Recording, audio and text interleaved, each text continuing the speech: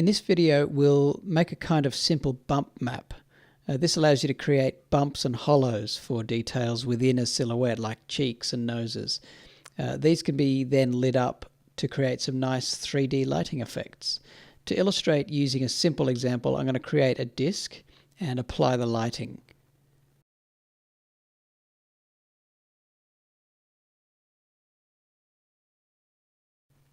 Looking in render view, and as expected, the normal map has beveled the edges, and with the default normal map properties, it kind of looks a bit like a medallion or coin, which is what I'm going for. So I'll refine those so it's more coin-like, and I'm going to add a tone shader too, just to give it a more complete effect. Remembering that the tone shader is just like the light shader. It's got all the same properties, except it applies shadow instead of light. Now, back in the OpenGL view, in order to carve shapes out of this coin, I'm creating a new color, especially for drawing, in what will soon be the carvings. Now, the color is bright green for now, but later I'll make it invisible. Oh, incidentally, I've drawn the coin base on the color sublayer. I'm adding the carving art on the overlay sublayer, just to keep them separate and easy to change if necessary.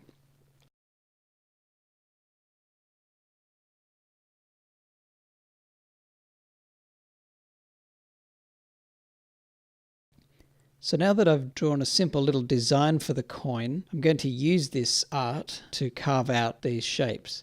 Bearing in mind here that I want the green areas to be carved out, and anything that isn't green will just remain raised.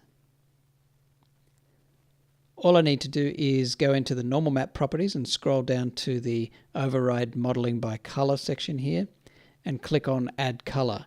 My scene palettes are listed here, so I'll just need to select that bright green, so Harmony knows which color to carve with. We can kind of see the effect, but it's obscured by that green color. So I'm going to go into my palette and turn its alpha down to 0. And there's the coin. I can now move the light around and see the volumetric light effects working. I can also now adjust the depth of the carving using the carving adding depth slider. A value of 0 is the deepest carving, whereas a value of 100 doesn't carve at all. And you can add other colors for more complex carvings with multiple depths. Here I've used the coin color itself with a depth of 50, so I can have higher and lower values for more detailed carving.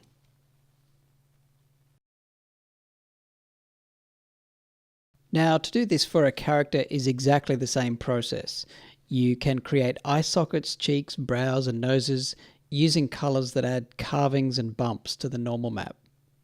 For this character, I want to add hollows for his eye sockets, bumps for his cheeks, and some shiny lenses on his eyes that reflect the light source. To the normal map properties, I've added the skin color and set it to a depth value of 50. So that'll let me carve hollows from the skin with values under 50 and add bumps to the skin with values over.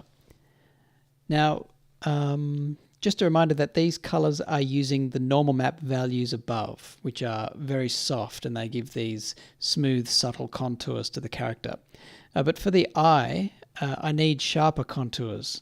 And because it's a special case, I'm putting the eye on its own layer, and I'm going to give it a separate lighting setup just so I have maximum control over important attributes like the contour height, the smoothness, and the reflectivity. Now, when you're doing this, finding the right effect is just a matter of being in render mode and refining your normal map and light values. It's also a good idea to constantly move your light peg around and watch how it looks with different light angles.